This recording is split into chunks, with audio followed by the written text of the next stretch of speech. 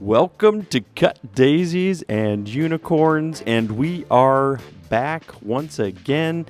And we decided to just stick with the studio that we shot the live episode in, and it was already set up, Steve, right? There was no reason to be able to tear things down and then reshoot it somewhere else.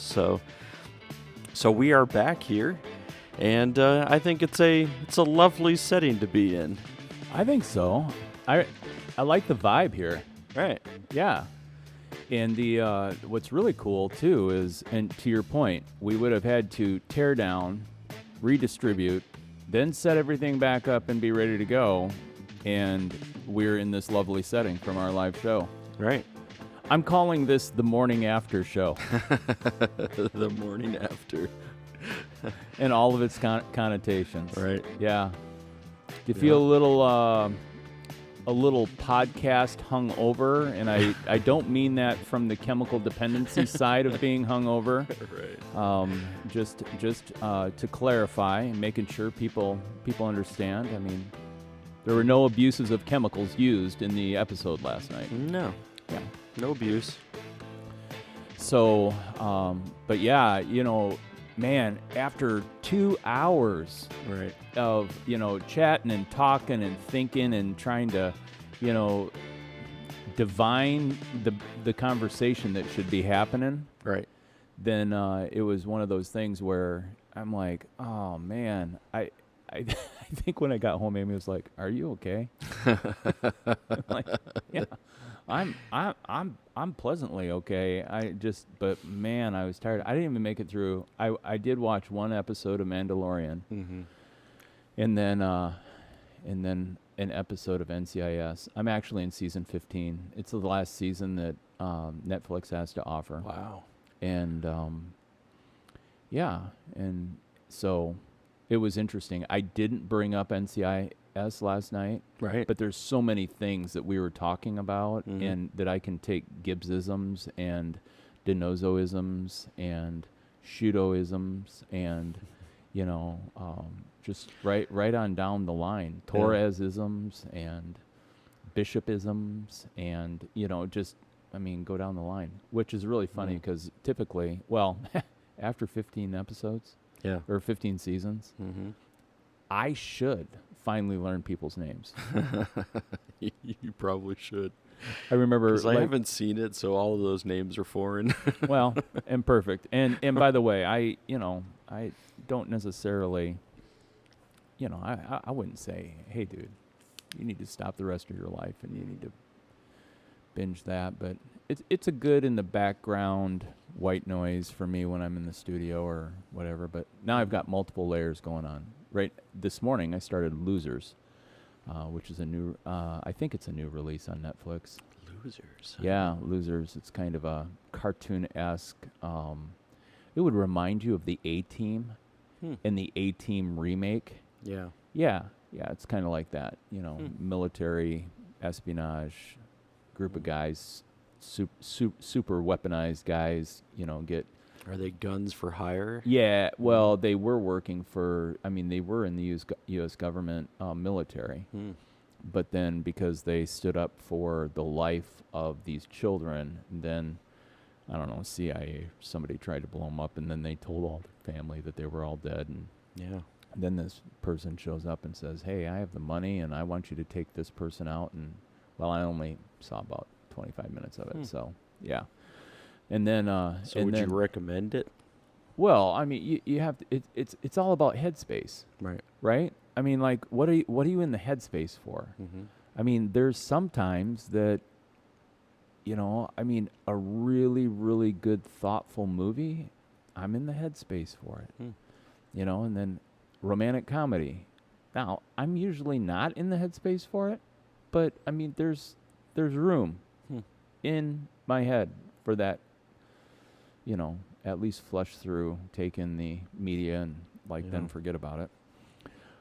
But then, of course, I ask myself the question, or maybe people would be like, well, why in the world would you watch Breaking Bad the second time through? And I'm like, well, I mean... I've watched it a number of times. See? Yeah. But, I mean... But it's dark. I love Parks and Rec. But I haven't felt pulled into watching that through again. Well, that's because now it's on Peacock. Like, that's pretty much the only place you can pull it up unless you're... Oh, really? Yeah, because they took it off of Netflix because NBC wanted, and so they pulled Office, Parks and Rec, both off of Netflix. So when they launched Peacock, like in a big way, then they brought said, all hey, of their stuff. You binge, watchers of this, come on over. Yeah. But I don't know if many people have made the jump. I think that some of those brand new ones are still going to struggle, like Paramount Plus or whatever it is. Mm-hmm. I feel like they're gonna find themselves like, we probably would have made more money by taking some of our key shows and having people rent it. So Netflix ultimately rented The Office, rented Parks and Rec to have it on their streaming device. Right, and they made a ton of money. Right.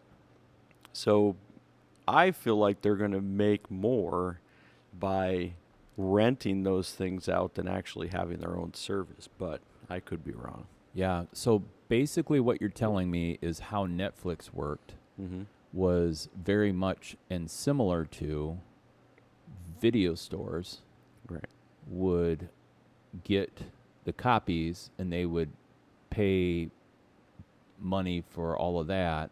I mean, and for those of you who saw the Blockbuster documentary, then you kind of are aware of what happened and how Blockbuster kind of broke the mold and opened it up. And actually, when we were talking about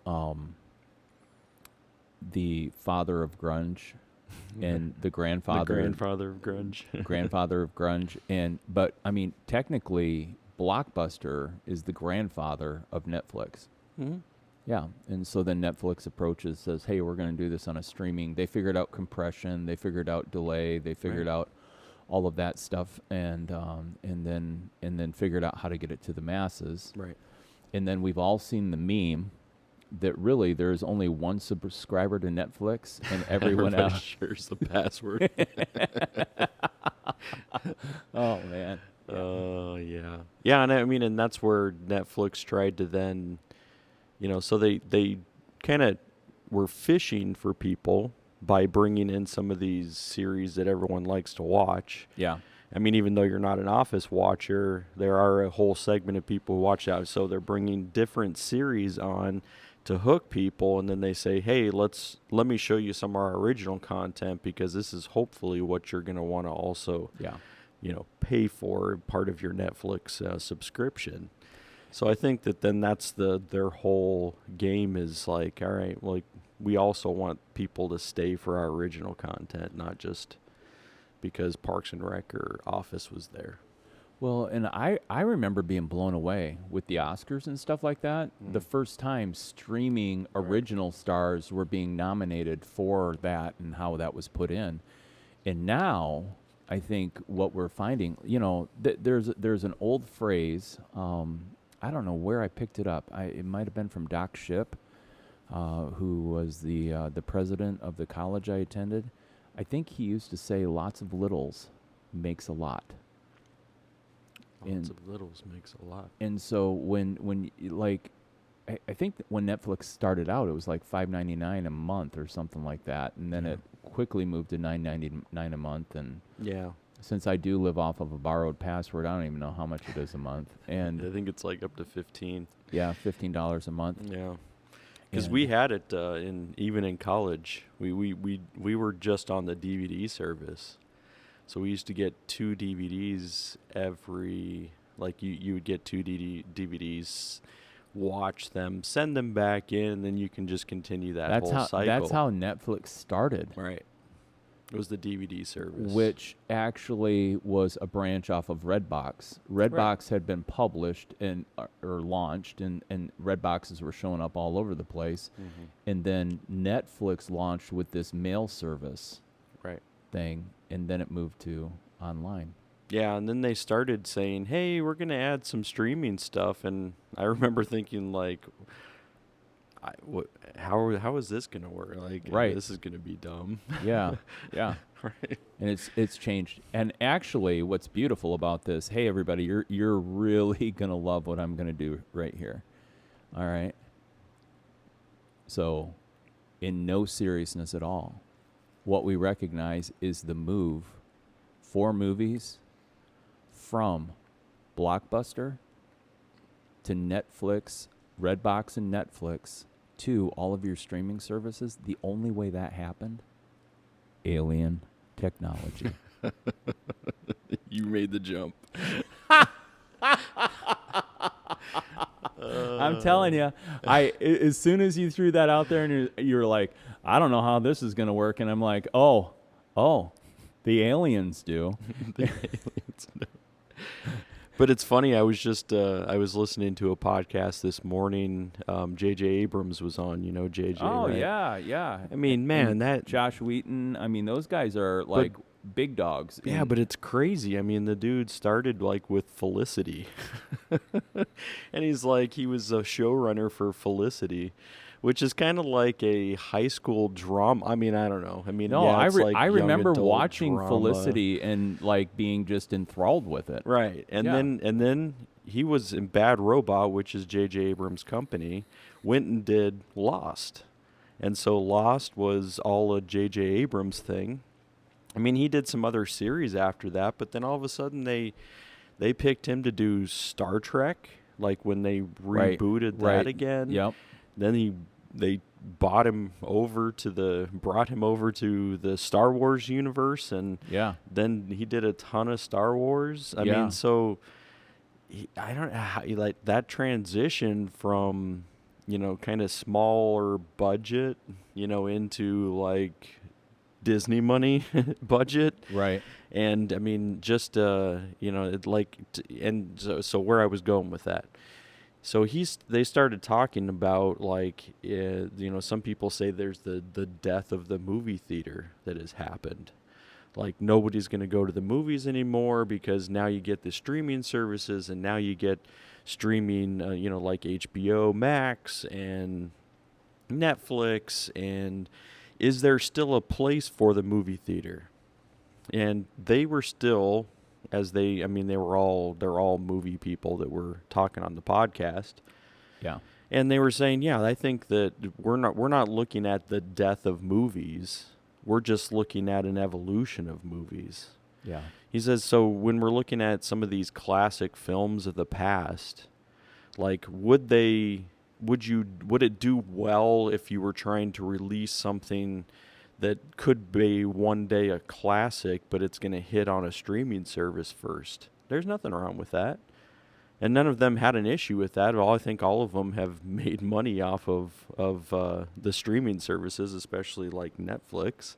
Yeah. And so none of them were against it. It's just saying, like, are we looking at, he's like, there's always going to be a place for, and this goes back to what we talked about last night with community. He's like, there's always going to be a place for people wanting to gather. And especially for some of these films, you'd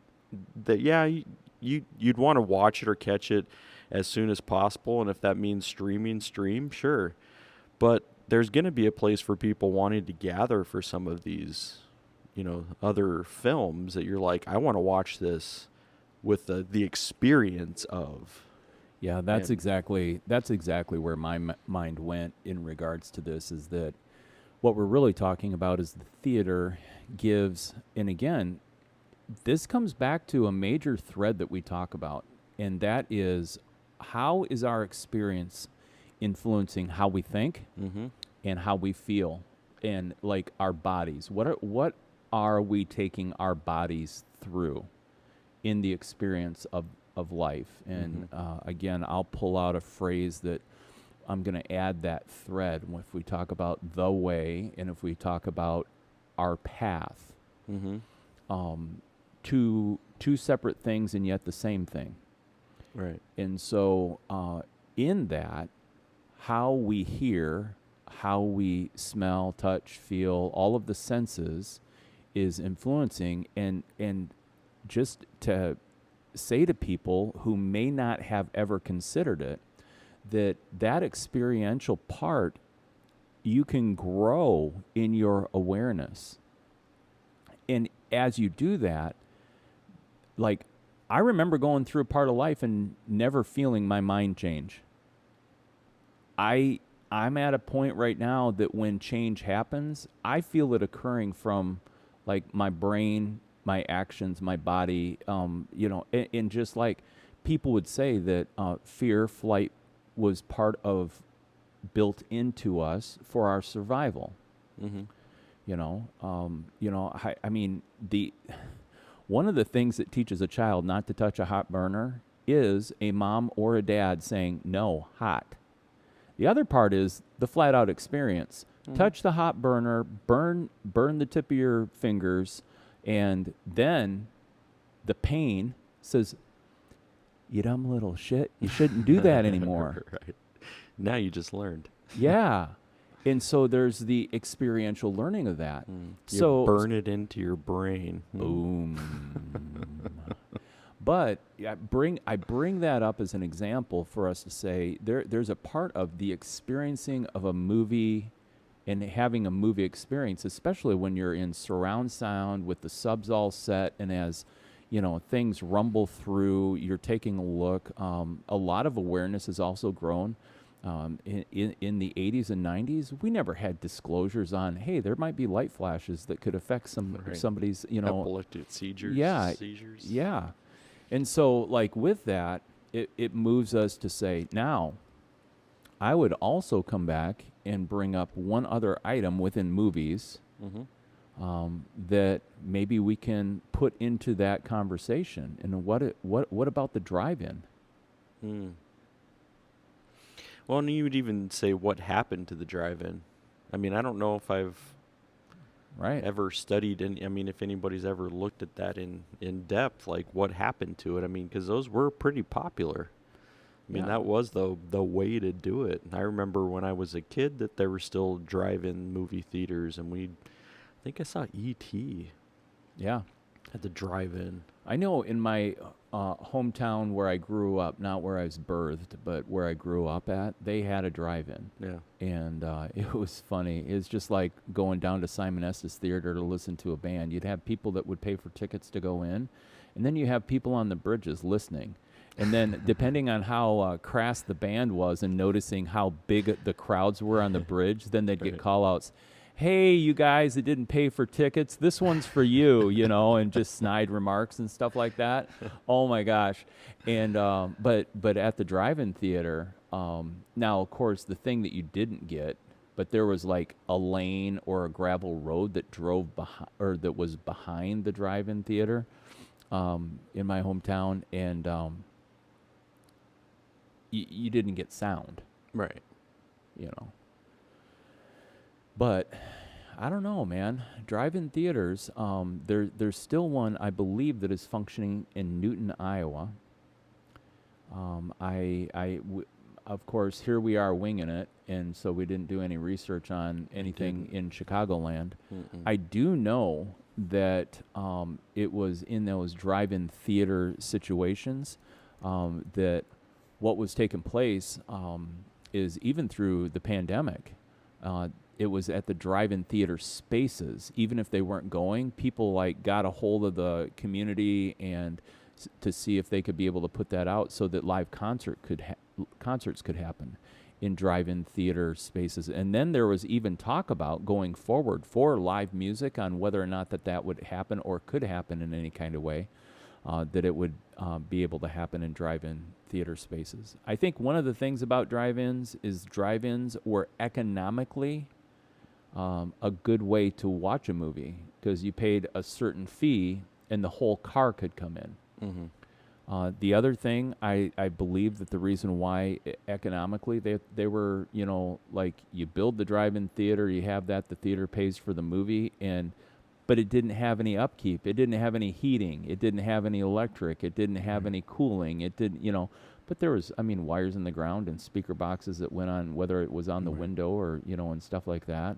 Well, I think they didn't also have to pay for like any high-tech like Dolby Digital surround. I mean, you had the little You either was listening to it on your radio, tune in, or those little speakers that were, hanging. I mean, and they weren't the best sound. Right. I mean, but they had sound that pushed out. So, but when the weather was great, another thing that was super fun is getting a pickup truck and your lawn chair and a cooler and just sitting out back and spray on some off. And so now we're starting to talk about the things that ended up making it more of a nuisance to go. And so then the in building theater launched, and as these things, and I'm sure there were parallels, but I mean, I know that there's, until late 80s, early 90s, drive-in theaters were still a thing. But then, and now we're talking about, that was 30 years ago. Right. Yeah. So I did notice there are a couple in the Chicagoland, but looks like a lot of them are on the outskirts. Yeah, it's a hike. You got to drive away to get there. All right. Yeah. So yeah, but I would think that I think with COVID there was a couple of comebacks on a couple of those theaters that they said, oh, like now because we can't go to a theater, we need to figure out how to make these drive-ins applicable again. Yeah. I'm totally with you. I believe that is and has been the case. So I come back to, then lots of littles make a lot. And when you're looking at the compoundedness, when you brought up Disney money, I think Disney applied that,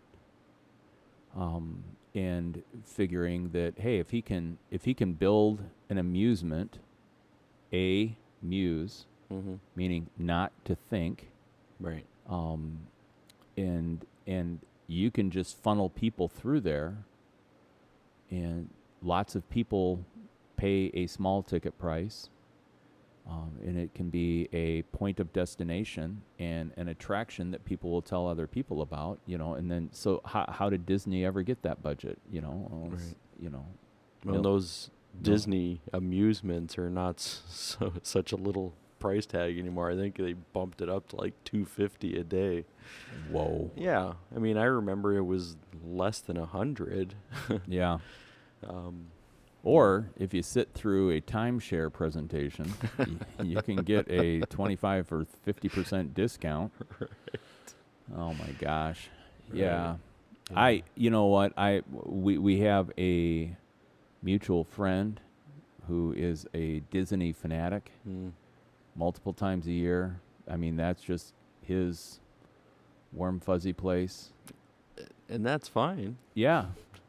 It's his deal. Right. I mean, that's cool. Yeah.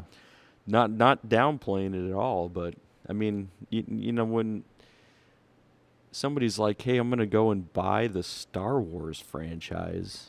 Like, I mean, that wasn't going to be bought at a small ticket price. I mean, what did they? I think it was like a billion at least. Yeah, I don't know. I mean, so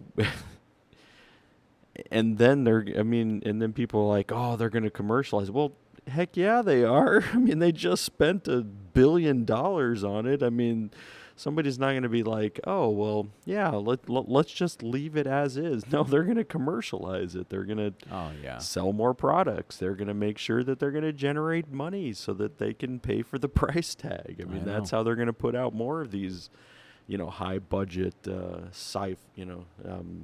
super, all of the special effects and yeah, that's how you do it. Conglomerations. That's right. Yep, big stuff, big time. Whoa. There you are. There I am. Here I are. Yeah. We actually have a guest in the studio today. We do. Yep. Not like our guest that we had last night. But it's her first appearance. It is her first appearance. She's knocked out cold, laying down. Gypsy Magoo is what I call her. And she came in with me to the studio earlier. It's so funny. Studio We got CDU studio in your house. We have Earth and Warehouse studio in the educational wing at Tabor. And then we have the listening room studio. Right. Which is what we're in. Oh. Oh. See, Gypsy, she wanted to make sure she was heard. No. You wanted to make sure you were heard, huh? I'll have to make a note of this. 27, somewhere in there. Yeah. So, yep. So we got Jip whining and barking with us. Yeah. And we'll start the conversation again when she got startled. Sometimes the teachers from the daycare come down and use the bathrooms and stuff like that. So she's probably hearing. There was one day I came in the back door, and I didn't know that they use the bathrooms in the basement. Yeah. And so I had her off leash.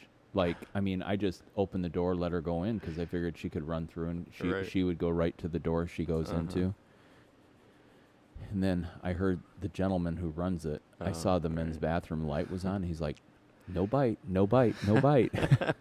I'm like, oh, dude, that's the last thing I want to do is open up the door or have her nose her way in on opening the door and saying, hey, what's going on in here? But, yeah, she handled herself pretty well. That's good. Does she like kids? I have no idea. Oh, yeah. Yeah, I don't know. It's been a while since she's been around any kids. Yeah. Yeah. All right, we're breaking this. There. Yeah, so Gypsy's in the studio, and she is super, super glad. Oh, there we go. We get the little collar shake in the background. Come here, Gyp. Yeah. We've had some I'll snap clapper here. Dogs sometimes in the CDU studio going Come over off, here. But over here. She wants to be the sound person. Yep. I'm going to have her come up here. Come on. Come see me. Come on. Get up here. Yep. There you go. This is Gypsy Magoo. Yep. Make your appearance. Right there. Hey. Yeah? Are you happy? All right. There you go. Yeah. There you go, Yeah. Everybody. That's the first appearance. That is the first appearance. Actually, yeah, there's lots of Gypsy stories. And there's a reason why she's got her harness on, because of the potential that someone who wasn't planning to be here, we weren't planning on being here, shows up. And I need to grab her real quick. But that's gonna be an ordeal. It's kind of like me capturing UFOs on a camera. I'll have to take off. The first thing you're thinking about is capturing. I'll have to take off my headset. I'll have to push the microphone away. I'll have to scoot the chair out, and I'll have to run after her. I mean, this thing is, yeah. Hey, I in the thought of, just kind of having gone through what we went through on our live broadcast, and hey, if you're listening for the first time, I would say go back to Season 3, Episode 3, and we're going to have that fully published and up. We in that episode, we have Daisy the unicorn, and not really. I mean, it was a fun experience. We took names to name the crow. The listeners at the time voted on the name of the crow, and in a poetic Right. kind of way, the raven is now called Edgar. We got Edgar and Daisy and Edgar. Yeah, and so they are our mascots for the cut daisies and unicorns. But this morning, as I was pondering, I'm like, man, we just got off of 2 hours talking. What are we going to talk about? Right. Well, I mean, for people who have gotten this far in, I would always say, find something to talk about. Oh, yeah. But at least you're sticking around. You're like, yeah, I wonder what in the world. Well, you're listening to this a week from when the live event was. Right. At least. You'll get the trailer on Friday. But there's travels and trips in this week. And so we had to get in and utilize our time and make sure we were efficient and things like that. And so with all of that happening, yeah, we're time traveling. Mm-hmm. So Yeah. So where are you going to next? Iowa. Mm-hmm. 515 at this time. I'm gonna pull it up right here.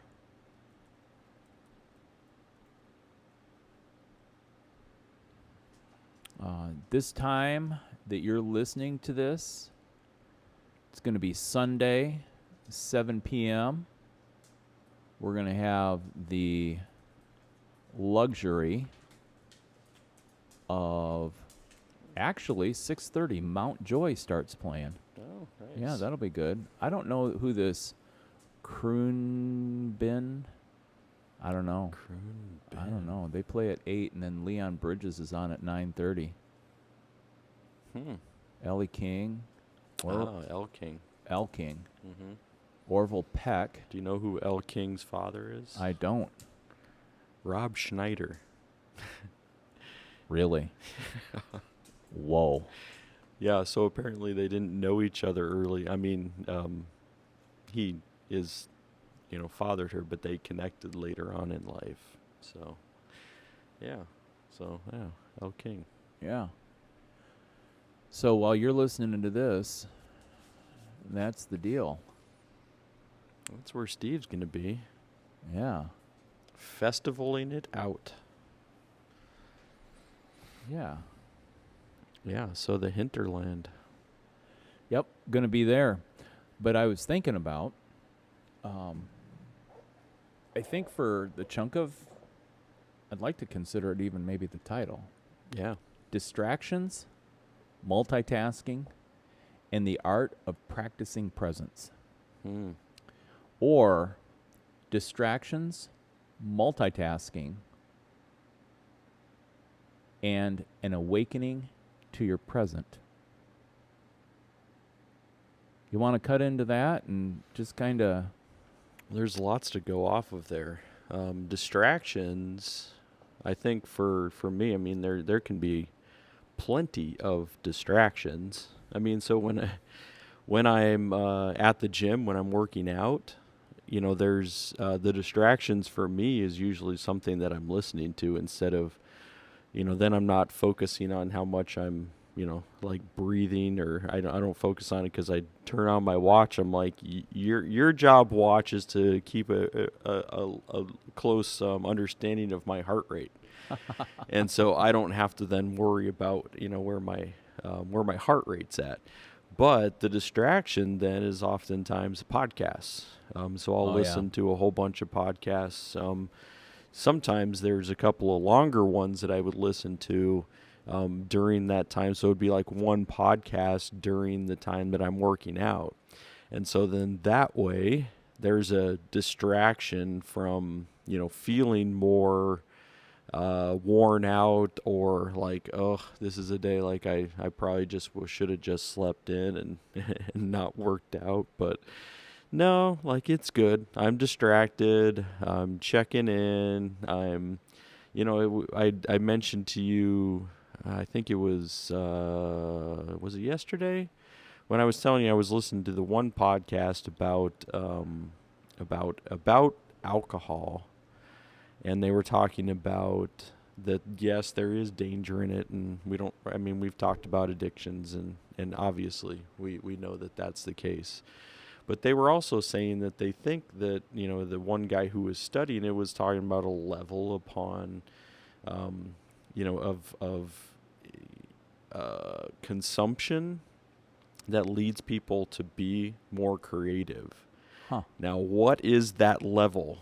What's that? I mean, so some of that stuff that I get through distraction as well. Yeah. That it's not just, because I have the other parts of the distraction, like the white noise in the background, whether it's music, whether it's, movie, TV show that's just playing, and I'm not really paying attention to it too much. Yeah.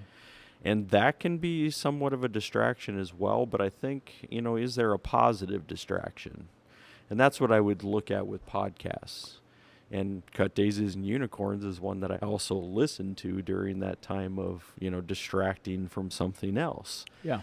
And so I would say there's probably positive and negative distraction. But if you start to weave it into some of the other stuff, sometimes the distraction doesn't keep me in the present. Yeah. So if I'm distracted, like from this or from that, then I'm not really, also present with the things that are happening elsewhere. Yeah. And yeah, so how do you keep it in balance? How do you not just live a life of distraction? Yeah. Because I think that's also a danger, is like everything is just a distraction from real life. And we're not trying to avoid life. We're trying to live life. Well, and I think that's why this can be a really great conversation, is because as harmful as chemical addiction can be on so many levels, sometimes it can become the redheaded stepchild of harmful things in human life. And so there's pointing to that, there's pointing to that, there's pointing to that. And yet, how harmful to relationship is distraction? How harmful to vision and passion is distraction? How harmful to I'm going to use the word enlightenment or awakening. Can distraction be? And so then it comes to a place where each individual needs to spend some time saying, hey, what's important to me? Right. What are the things? And I think that's one of our meaningful threads that we call out and say, hey, we're just having this conversation to say, hey, if you're tired, sleep, rest. Right. In the dictionary, distraction is defined as a noun. Number one, a thing that prevents someone from giving full attention to something else.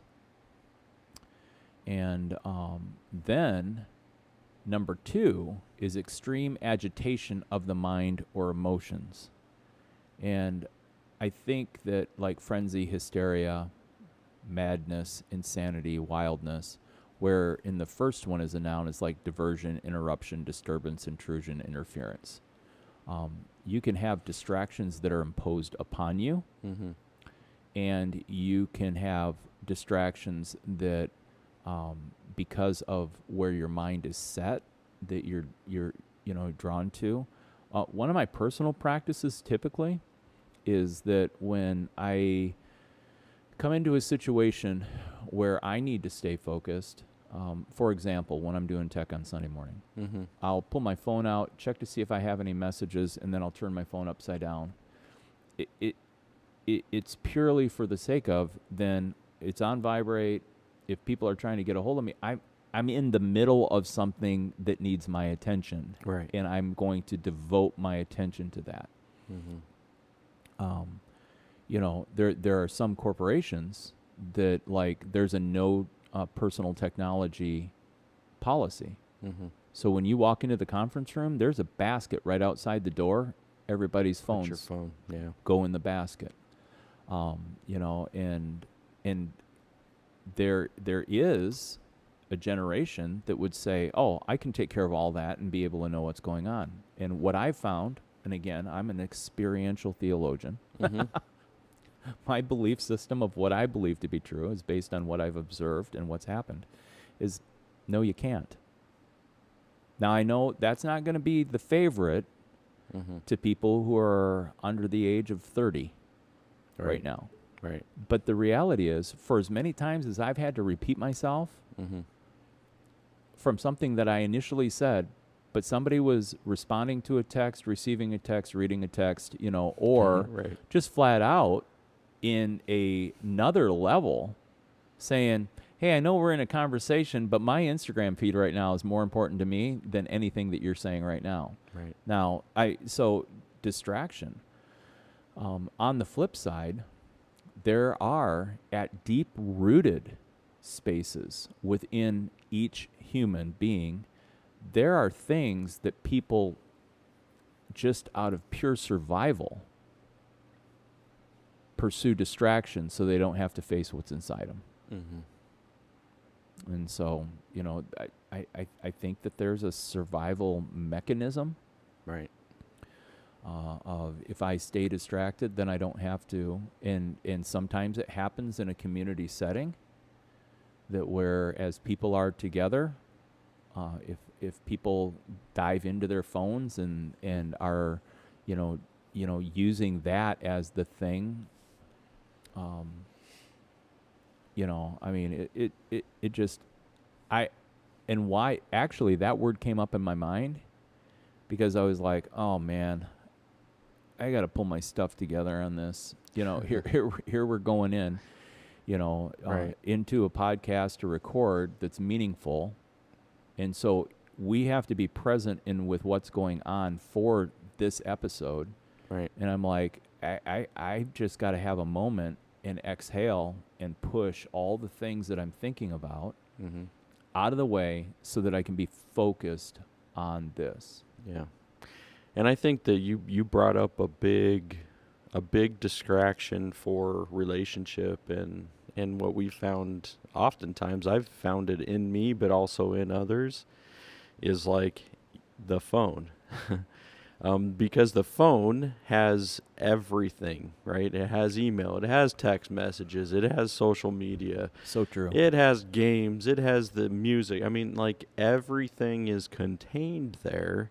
And you can use that as an opportunity to say, well, oh, I'm distracted because I'm important and I have to check. You're like, if you are so important, and I'm not saying that you're not, but can you use this just to be able to say like like ultimately, isn't that saying like the person that's in front of you is less important than yourself?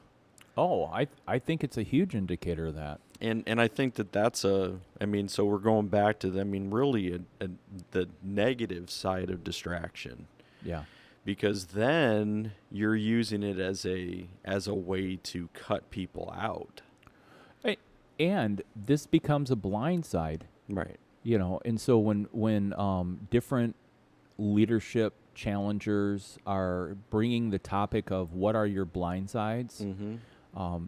This becomes a blind side of people are doing it, but not necessarily aware of how this is affecting what's really going on, Right. In the whole. There's a part.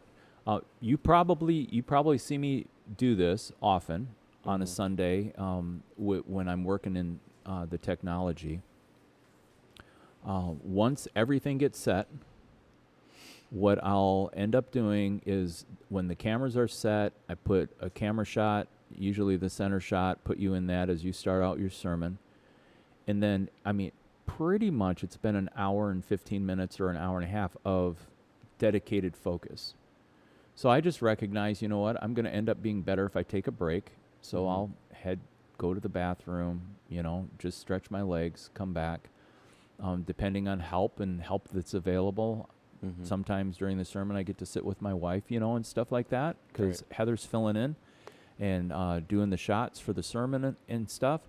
And then from that break, be able to come. But I'm telling you what, I've been in situations where the sound people, as soon as the preacher's preaching, they go to their phone. Well, I can't go to my phone during worship or while you're preaching and be on my phone and be in tune with what the needs are. Then people will say, well, the levels are fine. Well, but how does your attention raise the bar of what could happen? And I'm telling you what, the sound people that are going to be operating at Hinterland Mm-hmm. during a concert, they're not going to be on their phones. Otherwise known as a courteous, professional approach to how they would take on that. But that's a task. That's not a person. Right. And that leads to your other topic of multitasking. Yeah. Now, lots of different studies have been done about multitasking, and basically there are a few that are I think, for the sake of those who believe that it's actually something that can be done, there's a couple of things that are out there that saying multitasking can happen. But for a majority, they're saying multitasking, meaning trying to do more than one thing at the same time, is a myth. So people who are saying I'm good at multitasking, which I think at one point in time, I would even say I've uttered those words, like I'm good at doing multiple things at once. I mean, it but it's not. And here's the thing: some people think, while I'm working on my computer, I can't listen, and I have listened while I'm doing something. And they even check on it. I'm like, yep, I heard you, blah, blah, and they're like, oh, okay, cool. But I think that's a different level of, that's not necessarily multitasking. The article that came up in 0.87 or 87 100ths of a second says the short answer to whether people can really multitask is no. Multitasking is a myth. Oh. So is Bigfoot. So is Loch Ness Monster. So can we add this to the list of things that some people believe but is not true? Well, and then you're getting into an area where are you saying that Bigfoot is not real? Oh, I'm just saying that, Mythbusters. I mean, we have a grouping of topics that we talk about and we don't have answers to, and there's multiple different sides on it all, and until it's proven, so right. I'm just throwing this out there in the in a comical way of people who have been in on this conversation. Oh yeah. It says the human brain cannot perform two tasks, and I think here's the key to what this article is saying, right, that require high-level brain function at once. Mm-hmm. So you're not going to solve a problem for astrophysics and follow the Instagram feed.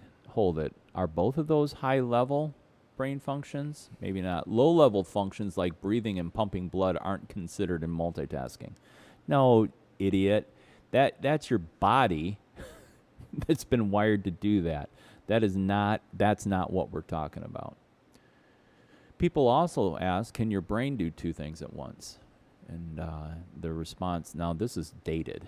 Mm-hmm. This is like almost 2 decades old. When the brain tries to do two things at once, it divides and conquers, dedicating one half of our gray matter to each task. New research. This is not new research. It's dated 2010. All right, we're moving on. Hey, you know what? By the way, Google, get your hooey together here.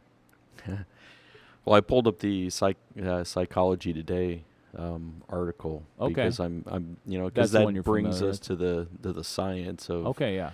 And they even have this this practice where they say, trying to actually put this into tangible things. So they said, try this out. You can even try this out right now. So it says, draw 2 horizontal lines on a piece of paper. Okay. So horizontal lines. On the first line, write, I am a great multitasker.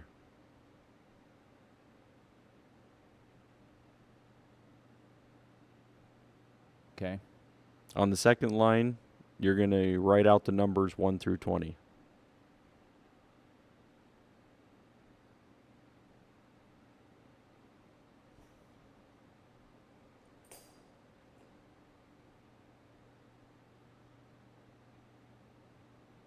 Yeah.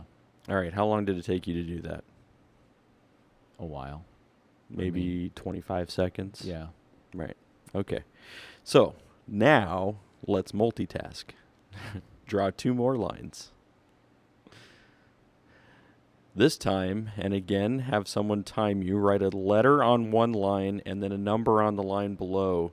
So you're going to be writing I am. So you're like I, 1, A, to, and you're going to go back and forth between the numbers and the sentence, and then we're going to figure out how long that takes you.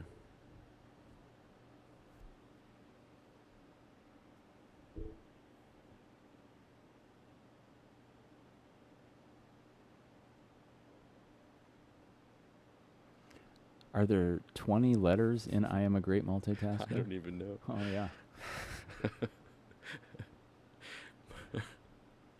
But that's probably also the thing that kind of gets you caught up, catches you in a position where you're like, all right, where am I at again? Is there...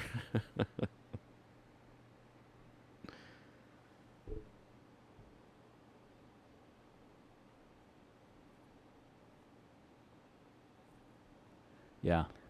All right. So what they're trying to be able to say is that second task is multitasking, and that actually takes you much longer than being able to do write out the sentence, write out the numbers. Which, again, one of the things that I brought this up for was the value of efficiency. So this is really cool. Are you excited? Wait, I got to get this on you. I can't wait for you to. How would you like a job where you got paid the same amount of money and you only had to work 4 days in a week? Cool. So if you're used to a 5, and I know that that's not really right. the ship you float in, but if you were able to have a 9-to-5 job Monday through Friday, and somebody said, hey, you get to work, not adding extra hours to make it a 40-hour work week. Right. But you get to work the same 8-hour days. We're going to pay you the same amount of money, and you're going to get the 3-day weekend.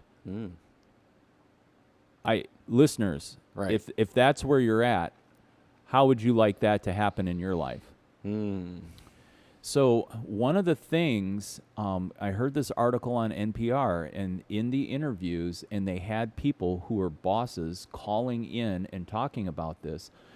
It's become an item of conversation due to COVID with what's going on. There's huge arguments. I'm going to do this. There's huge arguments going on right now that actually, because of COVID and people working from home, that they're actually working more and they have a poor home life. There's some people who say that their quality of life is better. There's some people, Jeff Bezos says, hey, work and life, it's the same thing. You don't have to create one as bad and the other as good. It just is in this free flow of things. My personal argument on that would be that Jeff is saying that he's having great relationships, but got divorced. But he did go through a relationship disintegration, and for whatever reasons, I quite frankly don't know. And actually, you're going to get a Koval. I don't care. To say, see, that's kind of like saying, hey, I can multitask and it's okay. But what some businesses are finding out is if they are allowing a segmentation to occur, people are fresher, people are more focused. One of the practices that's followed in efficiency in the workplace is the craziness of that if you get an email, you have to answer it. Now, people who love me dearly, they do. They love me dearly. They have known for at least 5 to 7, maybe even 10 years that just because they send me an email does not mean that I will answer it. Period. Quickly. It just depends. Right. Now, people are like, you're leaving me hanging, Koval. What is going on? I'm like, I'm working efficiently on the task at hand and what you just sent me at this time. Hey, if it's information, great. I just got the information. Thank you for sending that. Well, why do I have to push a button, reply, and say, hey, thank you? People would say it's common courtesy. They would say that it's a polite thing to do.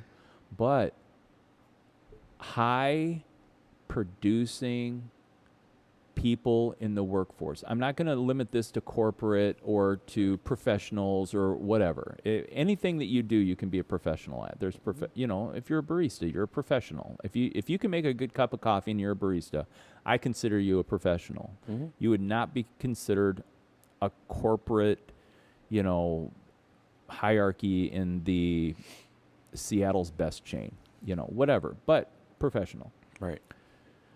Checking email twice a day. Just twice a day. Because the amount of time and the spiral of what happens with what you're focused on. Now, I'm going to introduce another thought in this idea of distraction. Mm-hmm. I function as a plate spinner. Yeah. Now, that can take away from efficiency, but it can also provide the rest in a thought process that allows me to come back and be more fresh in something that has fatigued me. Isn't that a great way to explain that distraction away? Yeah. One of the catalytic moments that I found that actually to occur in my life is when I began learning guitar. At the time, I was preaching 2 sermons a weekend, Sunday school on Sunday morning, and a midweek service. So there was 4 preparations for messages going out. When I would get to writer's block, come on, are you telling me that in that demand there wouldn't be writer's block? When I got to writer's block, I turned on a different part of my brain, and I would go through my practice of my chord shapes. And then I'd put that down, and then I would come back to it. I don't think we're talking about distraction on that level. Mm-hmm. And not because, hey, it fits my world and this is what I do. I am telling you that as a plate spinner, I drop plates. Now, understand, when plates drop, I'm not dropping them on 70s 3-inch shag. It's going down on a tile floor. What does that mean? The plate got shattered. Right. What is one of the skill sets to spinning plates? You have to be able to, the goal is to keep the plate spinning. Mm-hmm. The other thing is you have to understand your own limitations. So you got to get really comfortable really quick with saying no to the things you can't do, mm-hmm. and adding to based on the max capacity of what you have taking place and going on. Right. Or the other thing is the plate spinner has to understand which parts of the spinning are willing to be sacrificed for whatever is at hand at the moment that needs attention. Mm-hmm. Yeah. Well, and I would say going back to, you really have to work on it like on a personality level, right? I mean, you're going to look at what is it that I can do. But I would say if you're looking at multitasking, and yes, we've talked about how multitasking is a myth, but what about going back to a different practice? If you've been trying to do multiple tasks at once, what about trying a different practice? Like, say, hey, I've got 10 minutes, and I'm going to spend 10 minutes answering email. And after 10 minutes, I'm going to put my email away. This sounds like time blocking. Yeah, pretty much. Yeah. And so then that gives you not just a, hey, I've got multiple tasks, and I'm not going to try to do all of them at once, but I'm going to give them a space. So your plate is spinning, right? Right. So I'm going to start this plate, and I'm going to make sure that I'm going to give it its time, but then I'm going to move on to the next plate. Yeah. And that's the way that I think, when you're looking at, if there actually is this competition plate spinners, is that, that's the way to keep a plate in the air is I'm going to spend time, I'm going to spin the plate, I'm going to make sure that it's going. Right. And then I'm going to go on to the next plate, spin it, make sure it's going, move on to the next plate, then I'm going to come back. Right. And I'll make sure this plate's still spinning. And you're going to spend the time that you need to, when and where you need to. so that you can make sure the plates stay in the air. Now, I'm sure every plate spinner has experienced a plate falling and shattering. Oh yeah. I mean, if you're a plate spinner out there trying to do multiple things, and you haven't been paying attention, you know that something's going to fall and something's going to break. Well, and let's give everybody permission. All right, out there, no one's perfect. Absolutely not. And so nothing's 100%. And it doesn't even matter if you're working towards being present. You're not going to be present in every moment. That's not what we're talking about. That's not the goal of what we're trying to move people to. Right. But I think really the underlying thread of this is personal awareness of how distracted am I from, and there are different segments of life. You know, am I using work to distract myself from the inner work that needs to occur within me? Right. There's some times in my week, I've got two points. There's some times in my week when I have things going on in the background. I am using that to cloud my mind, to take a break from thinking through the things that are on my mind. You know, but I'm not affecting anyone else, you know, in that. It's not a relational thing that's occurring. Right. But bullet point number 2, this is where me remembering, like I said, bullet point number 2, but now for me to remember that's why I have the notepad, everybody. I write stuff down, because then as I get into the discussion. Right. So I'll come back to it, but to your point, there we go. Boom, it's back. But that's one of the reasons why I love being a potter and working with clay, is because you're not doing the repetitious one thing for 8 hours all the time, you know. So I spin 4 or 5 pots. I know I've got 3 hours worth of trim work to do the next day. I go and take care of the trimmings, you know, I reclaim the clay. I'm moving through. I've got a wedge clay that's been reclaimed. You've got to bag it up, got to weigh it, cut it, weigh it up, and bag it. Have it set there so that all the molecules can come together, and, you know, the flavors of, you know, cooking up this pot, you know, kind of thing. And, you know, I like that motion. I liked my full-time work as a church worker. I liked it because every day was a different day, and you rarely ran into the same scenario, you know, every day. Like the variety of that.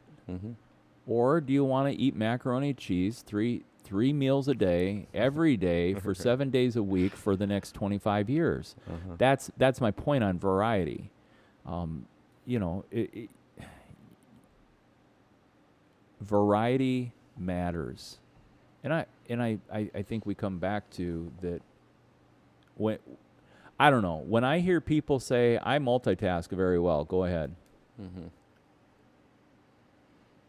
I would actually, and I don't consider myself a patient individual. I hate to stand in line. Like, if I was a patient person, wouldn't I like to stand in line? Really? I mean, like, if I was a patient person by nature, standing in line wouldn't really bother me. Maybe that's the reason why I don't like to go to Disney World, Disneyland, or whatever. I mean, like, these theme parks, what I get You're to stand. spending most of your time in line. I'm standing in line for 3 minute and 30-second sensation of someone's creation of animation that I have to suspend my own reality on. Right. Oh, no, not for me. And yet, here's where, you know, we go into it. Other thoughts?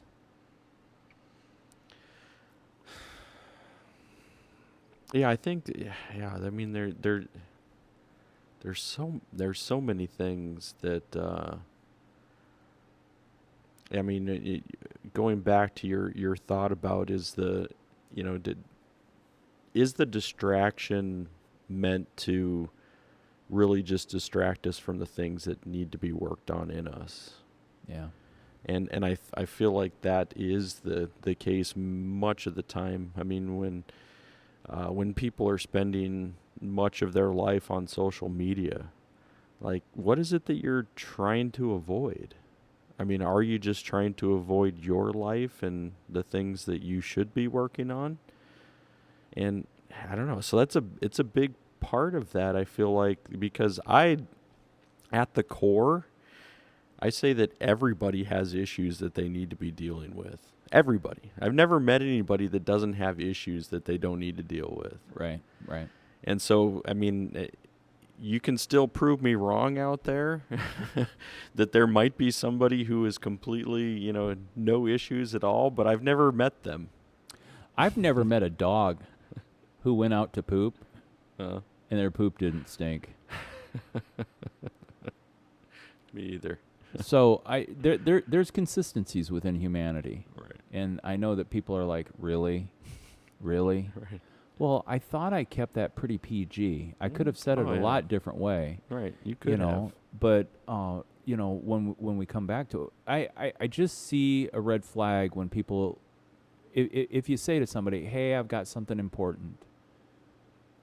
And we're both, I think, pretty good. We did it last night a couple times. We're okay with awkward silence. Oh yeah. And so when I come up to talk to somebody and they're engaged on their phone or they've got something else going on, I'll just stand there and create awkwardness. And they're like, "Oh, do you need something?" I'm like, "Oh, when you're finished." That's polite. Mm-hmm. I mean, I have rare glimpses of things that can be beautiful. "Oh, well, this is no big deal." "Great. Hey, put your phone in your pocket and let's have a conversation." Mm-hmm. Now that was me as a manager. Right. That's not me. I don't say that to my kids like that. I don't say that to my wife like that, and stuff. Right. I do check-in phrases. Mm-hmm. "Hey, you got a minute? I got something I want to run by you." I mean, Right. "Hey, when you have a chance, I've got this thing in my head, and I just want to see what you think about it." What I'm. This may make me emotional, but I'm gonna go ahead and spit it out.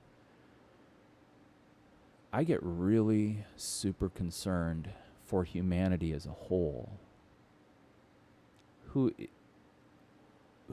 has been stripped down to a place where they're not able to say to someone, "Hey, I need your time, and I need to talk." Mm-hmm.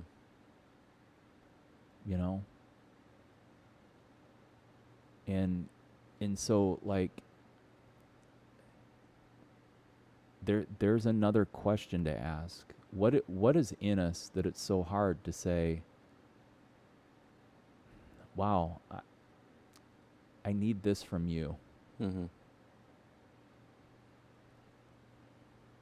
And I need it for me. Right.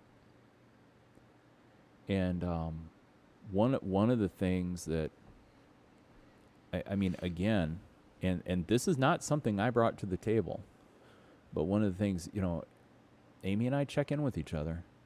"Hey, you okay? Hey, what's going on?" When I've got that 1,000-mile stare, and she's like, "Hey, what's going on in there?" Mm-hmm. Now that's a relationship that's been based on building on those conversations. Mm-hmm. And then I get to pick the time and say, "Well, hey, this is what I'm," or there's sometimes when she'll recognize it in me and I don't even know what's going on. And she'll ask questions of, "Hey, are you sad? Hey, are you mad? Hey, are you," like, and a lot of times even beyond that, it's more like, "Hey, what's going on?" I'm like, "Oh, you know what? I'm not even aware right now. How about I take a minute and just think about this? Can I come back to you?" And that system works for us. Right. Not all people have that based on the length of time they've been in relationship and the habits that have been formed over time. But, again, are you willing to try something new? I'm throwing this stuff out here as like, hey, here's some things you could pick up and you could take along with you. Yeah, I think going back to what you were talking about with why we don't, I think for me early on, it was like self-sufficiently, right? I mean, it's like I need to be self-sufficient. Like I need to learn to, only rely on myself. Like that's all things that I think were, partly ingrained in us, whether it was culture or family. That was like, you need to do for yourself. You've got to figure out your stuff. And I think that then the way that most people dealt with their stuff was avoidance, distraction. Stuffing. Right. So you stuff your stuff. Yeah. Don't feel your feelings. Don't. Yeah. Yeah. So if that's the way that we're taught then early on, is like, well, you've got to be self-sufficient. You got to take care of yourself. You really ultimately only look out for number one, which happens to be you. And so that's a way that distraction can ultimately pop up in our lives, because we're taught to only be self-sufficient. Like I would feel weak if I turned to someone and said, I need you. Yeah. And that's wrong. It's I think harmful, as we go back to even talking about humanity. Yeah. Because when we're taught that we have within ourselves everything, then what the hell do we need people for? Well, and so like some people then, when you say, hey, that's wrong, could feel shame about it because they see it in themselves. Mm-hmm. Okay. And again, every podcast, a lesson and opportunity. But what if we framed it this way? Mm-hmm. When I find in myself that I can't speak to someone and say, hey, I need you. Right. I need your time. I need your help. I need this from you. Mm-hmm. When we find ourselves in the place where we can't, it's in us, but we're not willing to. Mm-hmm. We can recognize that's a way you can live your life. It's not a healthy way, but it's a way. Sure. And there's another way. And so there's the part of I'm gonna wrap this back to, this is where we're talking about awakening. This is where we're talking about enlightenment. We're not talking about sitting on the top of a mountain without a shirt on, rubbing our bellies and saying Aum. And I'm not saying that people who meditate that way don't have an exchange within themselves that isn't meaningful. I'm saying that's not what we're talking about. Right. And people are like, that is so politically incorrect about how to even deal with this subject. What are you doing? And I'm like, I'm blurring some lines right now on what's correct versus what may be necessary for health. And so try it out. And what you're going to find is the first time it's awkward. And then you're going to receive the benefit and the reward from the share. And this, the being able to say, this is what I need. This is where I'm at. Mm-hmm. Now, if it's only one way, then you're going to be really needy. Right. And that might be the part that you're distracting yourself from. You're like, hey, I'm a needy person. But hopefully in that conversation, there's growth. And what you're going to find is not only do you have needs, but you're able to come to the table and reciprocate and offer the opportunity to listen. Right. To let someone else be heard.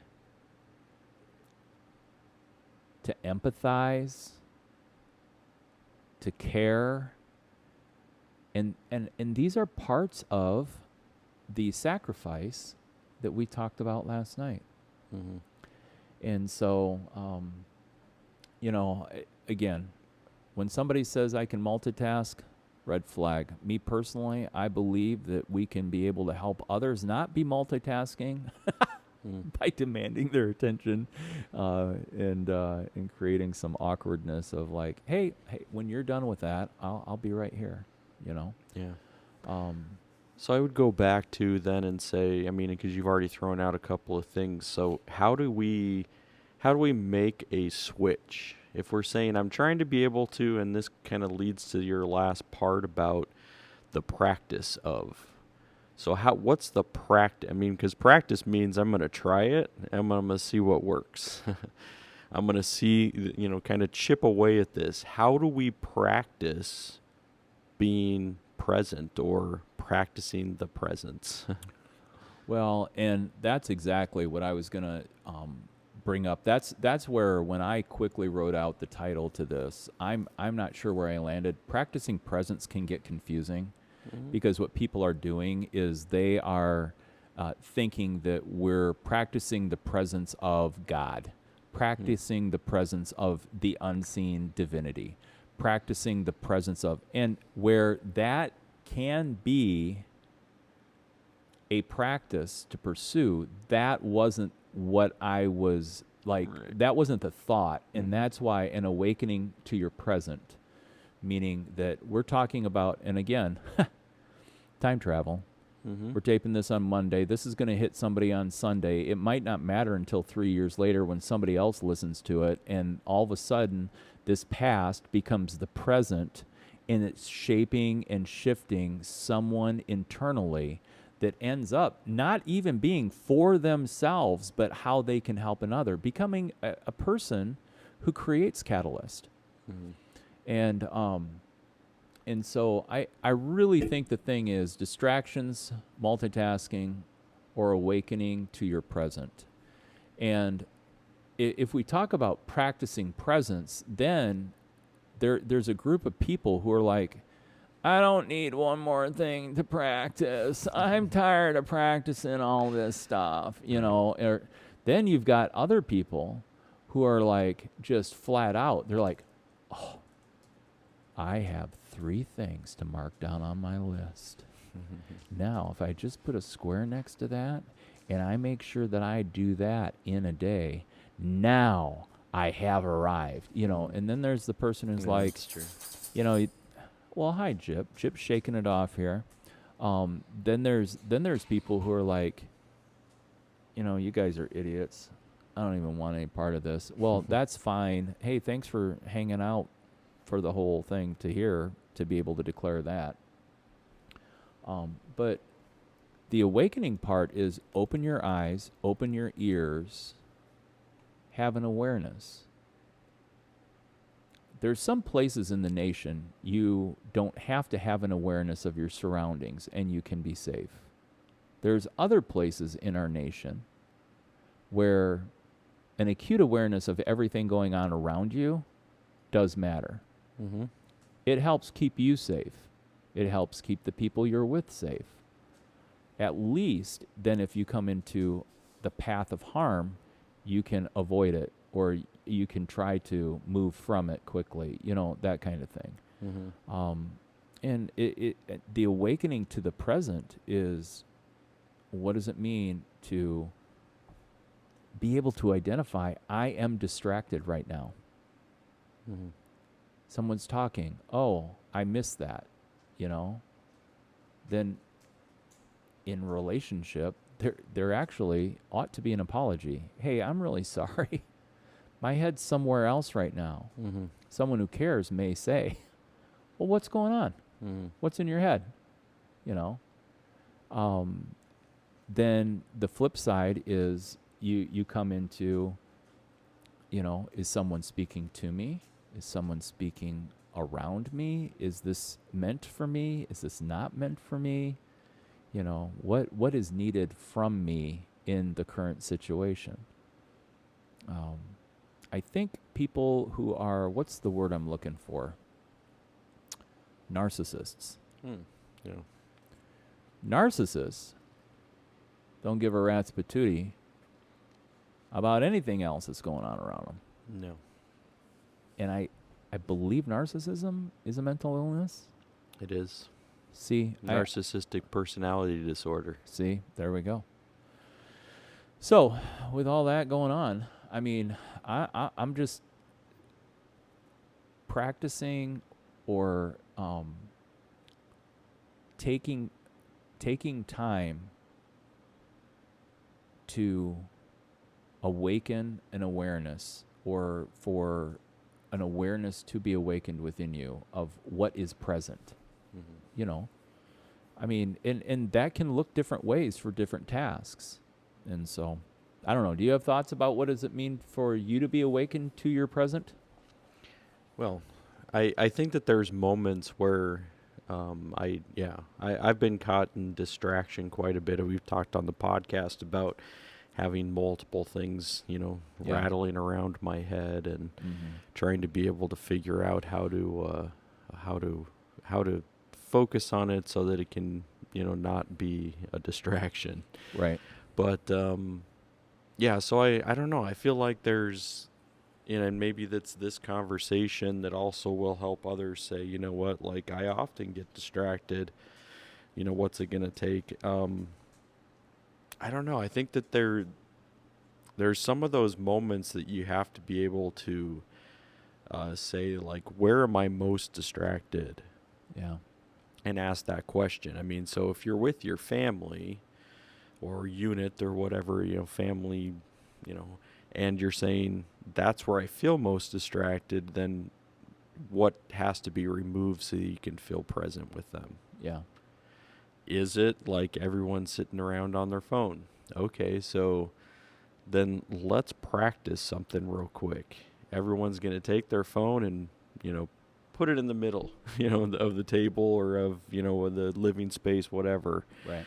And we're just going to practice. I mean, and if it's going to take right now, everyone's going to be like, there's going to be some awkward silence, and that's what we're going to live through. Right. Because this is the way that we're going to practice being present with one another. Yeah. So we're going to learn to ask questions. And we're going to learn to discovery. Right. Discover exactly what's happening in someone else's existence. So we're saying that this could be a relational adventure. Right. Yeah. So so last night, after our podcast, we went home and then we were watching Foo Fighters. Yeah. Their set at Lala, and but it was funny after that. It was kind of like, the kids, even though both of them are not kids anymore, but right.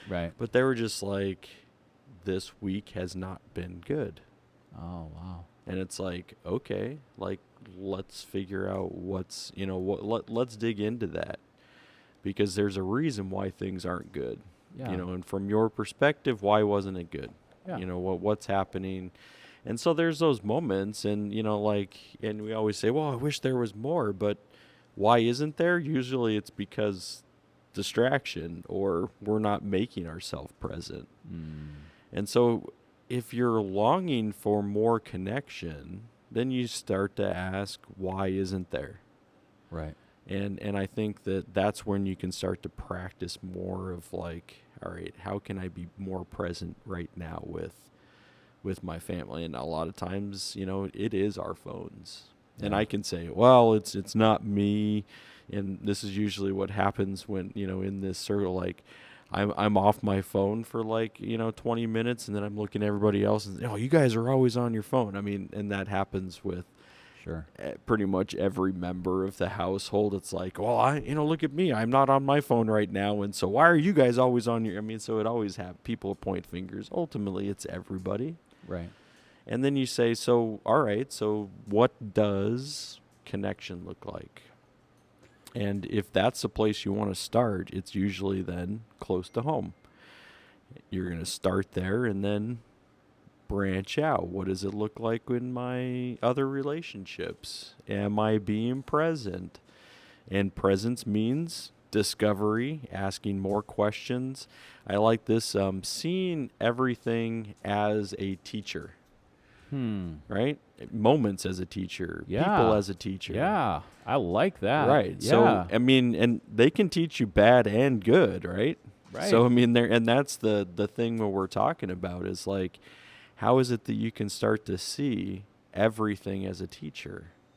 And So that this is says, a I want to shift. be present to see. This is a shift, though. Right.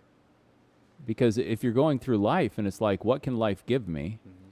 You know, what can I get out of life and all of that? And yet the shift is these moments teach us. Right. We can learn. We can grow. Right. What do you say to the person who was like, you know, I'm tired of school. I'm tired of learning. I have a hard time not running to the shame part because I'm like, that shame on you. Oh, wow. Yeah, I know. That's what I mean. I try not to I try not to lead with shame, but I'm like, I mean, we have to be lifetime learners, I think. Yeah. Yeah. I mean, we should, I mean, yeah, and there's a difference to me between schooling, you know, like learning in school and Right. actually seeing things as being able to teach. Yeah.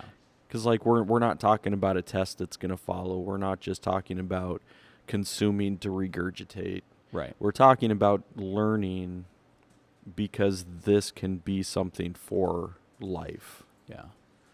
So, I mean, that's what ultimately I would say. Without, you know, going in the, you know, my first reaction is shame on you, but really to just say, you know what, like, it's not for the sake of tests. It's not for the sake of this. It's for the sake of learning something much bigger and richer in life. Don't you think, though, that really all people are learning? It's some people would be like, well, I don't know how I could learn. I don't, you know, and so like even some basic tools of, you know what, in the next week, just pull out a scrap piece of paper, and people be like, well, I don't have paper. Well, it gets as easy as when you get your junk mail, open up an envelope, throw the content into the recycle bin, Right.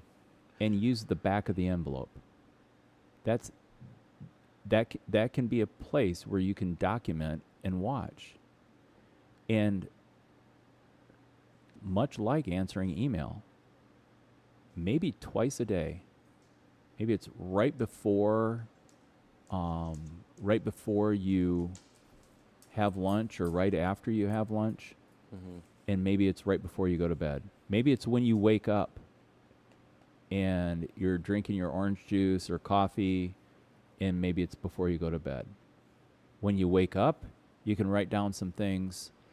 What did my mind wrestle with through the night?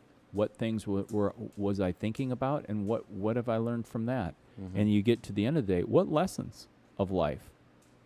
What did I see that was unusual that was spoken to me or that I experienced? You know, write that stuff down and just do it for a week. And literally, this comes back to the building efficiencies. If you look at time blocks, one of the ways I get through housework, 10-minute blocks. You know, it only takes me 10 minutes, unload the dishwasher. But if that dishwasher's clean and it goes a day without me taking the dishes out, it looks like this monumental task, less than 10 minutes. Right. What we're talking about is the beauty of elimination allows distraction to fade away. When you have tasks that you haven't looked at or they're mounting and building, what happens? Now you're consumed with it. Oh my gosh, I got all this stuff I need to do. Da, da, da, da, da, da, da. I'm going to tell you, lots of littles make a lot.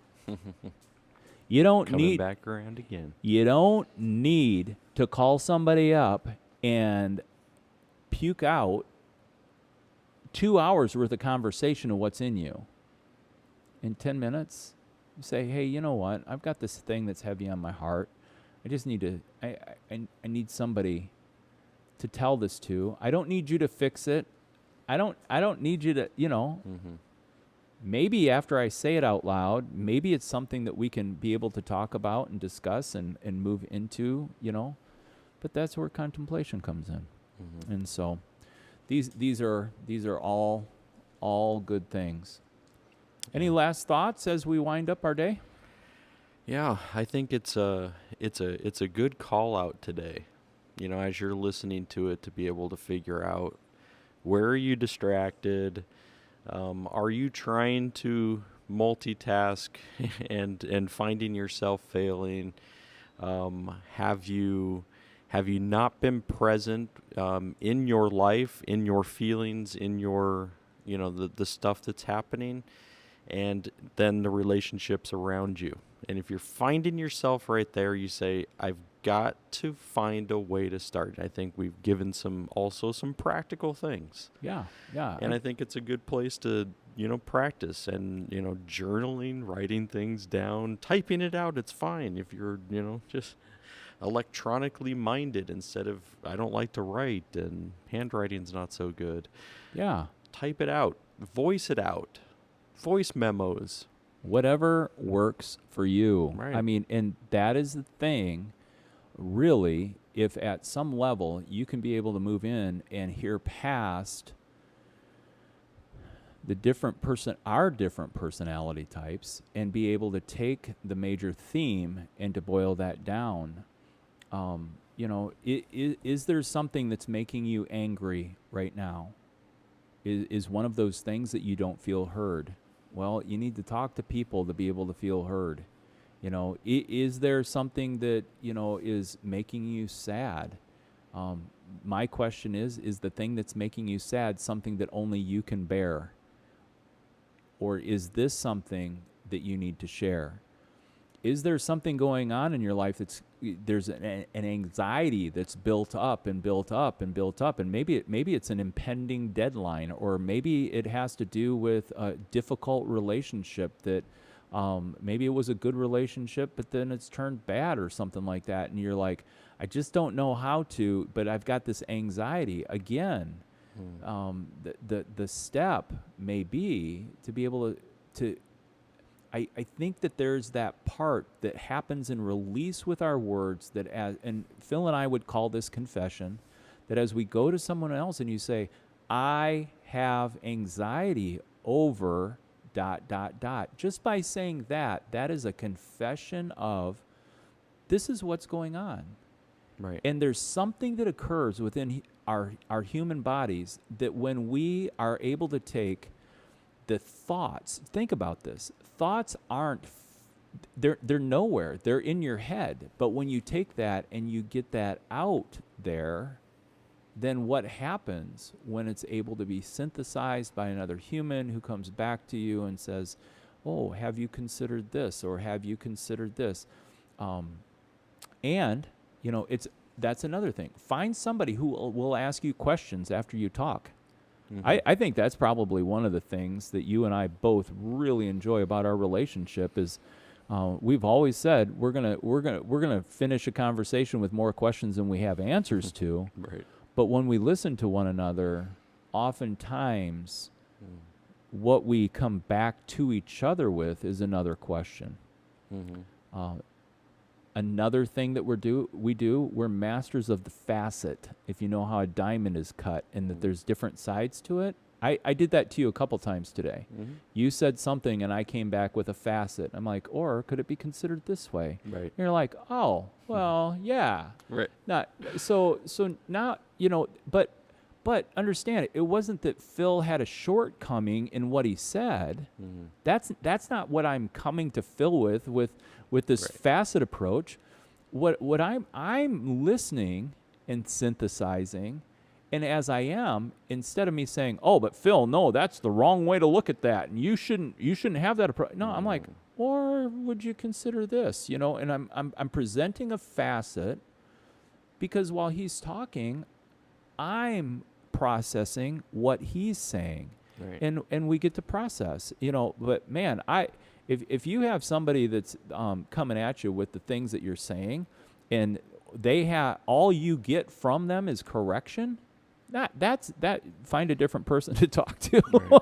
I was gonna say you're gonna quickly also give up on that. Like, I don't need that. Yeah. And maybe that's you're saying, hey, that's what I'm faced with often. And so then part of, as we're learning and life is the teacher, our present is our teacher. The other thing is we become teachers in our present. Right. And so you can be able to say to someone, hey, you know what? I've got a couple things I need to bounce off you. Can you ask me some questions about what I'm thinking? Mm-hmm. Now you begin to teach other people on, discovery. Right. And then as discovery unfolds, then you see the landscape of the adventure. Mm-hmm. And then there's a beauty that you're able to write down and to be able to consider. So I knew when distraction, I knew when I zipped out that title, I'm like, you know what? There's good stuff here that we haven't really covered, and it'll be good. That was good. So good once again, I am, and I'm going to do it this way. Boom. I am very thankful to the unseen for presenting the fodder for our conversation. Yes. Yeah. Final thoughts, Phil? Yeah, I know. I think I had some already. So I mean, I think we're pretty we're good, right? Are we good? We wrapped. You did final thoughts. I did final thoughts. I said I see the good in in the divinity that is unseen, and so we're okay with that. Yeah. All right. We're good. We'll wrap it up, and what we need from you, mm-hmm. and I'm not going to be afraid to ask what we need from you. We just need you to share. When you see the stuff coming out, just share it. Share it on your post. Share it on, just say, hey, check these guys out. You may agree, you may not agree, but there's some really good humanity growth area stuff here, and we continue to hit stride in season 3. This is episode 4 coming out in August. Can't even believe how fast this year is blowing by, and yet again, because one of the plates is that we would take on a video audio podcast, we're able to look back 8 months later and be able to see such progress. Oh, yeah. And it stands as the testimony.